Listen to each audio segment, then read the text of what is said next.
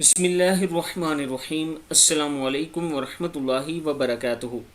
عابد راجہ channel کی طرف سے آج میں اپنے دوستوں کو رسول اللہ صلی اللہ علیہ وآلہ وسلم کا ایک فرمان سناؤں گا۔ آپ دوستوں نے اس پر ضرور عمل کرنا ہے۔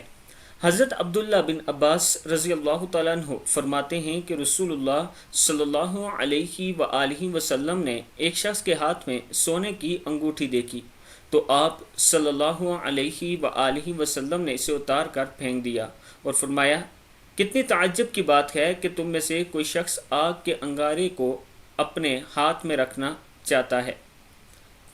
یہ کتاب کا حوالہ موجود ہے۔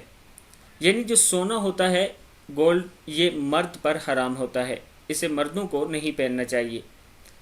اسی کے بارے میں یہ حدیث بھی میں نے آپ دوستوں کے سامنے رکھی۔ آج کے بعد ہم سب نے اس پر ضرور عمل کرنا ہے اور اس ویڈیو کو آگے ضرور شیئر کریں۔ السلام علیکم ورحمۃ اللہ وبرکاتہ۔